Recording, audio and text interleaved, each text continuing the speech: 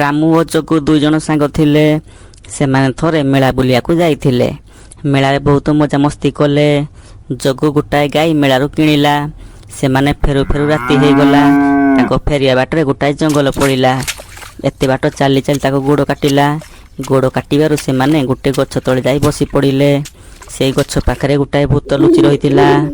ଜଗୁ କହିଲା, ଭାଇରେ ମୋତେ ବହୁତ ଜୋରରେ ଡର ଲାଗୁଛି, ଚାଲ ଆମେ ପଳେଇବା।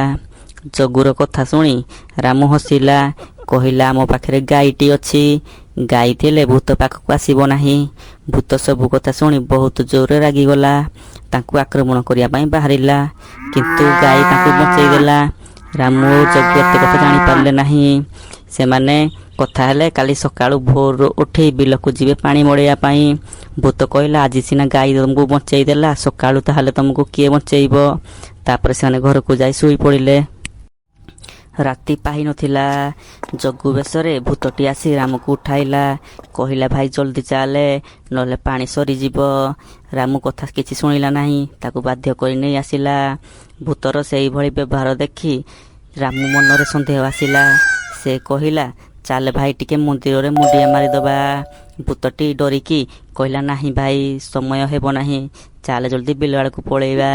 ରାମୁର ସନ୍ଦେହ ଆହୁରି ଅଧିକା ହେଲା। ତାପରେ ସେ ମିଛରେ କହିଲା, ମୋ ପେଟ କେମିତି ହେଉଛି, ମୋତେ ଟିକେ ବୈଦ୍ୟ ପାଖକୁ ନେଇଯା। ଭୂତଟି କହିଲା, ହଉ ଠିକ୍ ଅଛି, ମୁଁ ତୋତେ ନେଇଯାଉଛି।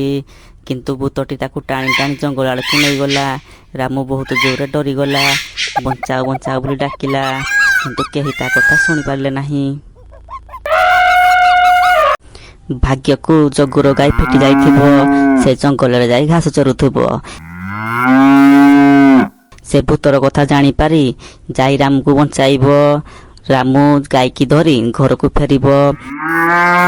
ସବୁ କଥା ଯାଇ ଜଗୁକୁ କହିବ। ତାପରେ ସକାଳ ହେଲା ପରେ ସେମାନେ ଯିବେ ଗୁଣିଆ ପାଖକୁ। ଗୁଣିଆ ପାଖକୁ ଯାଇ ସବୁ କଥା ଜଣାଇଲେ।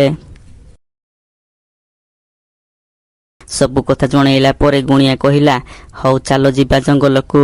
ସେମାନେ ମିଶି ଜଙ୍ଗଲକୁ ଗଲେ। ସେମାନେ ମନ୍ତ୍ର ପଢ଼ି ଭୂତକୁ ଡାକିଲେ। ଭୂତ ଆସିଲା। ଭୂତକୁ ପଚାରିଲେ, ତୁ କାହିଁକି ଏମିତି କରୁଛୁ? ଭୂତ କହିଲା, ମୋତେ ସେମାନେ କେହି ଶ୍ରାଦ୍ଧ ଦେଇନାହାନ୍ତି, ସେଥିପାଇଁ ମୁଁ ଭୂତ ହେଇ ବୁଲୁଛି, ଲୋକମାନଙ୍କୁ ଗୋଟା ଗିଳି ଦେଉଛି। ତାପରେ ଗୁଣିଆ ପୂଜା ପାଠ କଲା, ତା ଆତ୍ମାକୁ ଶାନ୍ତି କଲା। ତାପରେ ଭୂତଟି ଉଡ଼ିଗଲା। ସେଇଦିନ ଠାରୁ ସେଠାରେ ଭୂତ କେହି ବାହାରିଲେ ନାହିଁ। ରାମୁ ଓ ଜଗୁ ଖୁସିରେ ଘରକୁ ଫେରିଲେ।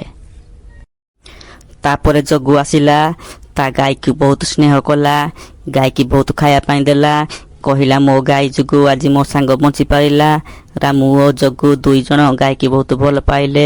ସେଇଦିନ ଠାରୁ ସେମାନେ ଆହୁରି ତାଙ୍କର ବନ୍ଧୁତ୍ୱ ବଢ଼ି ଚାଲିଲା।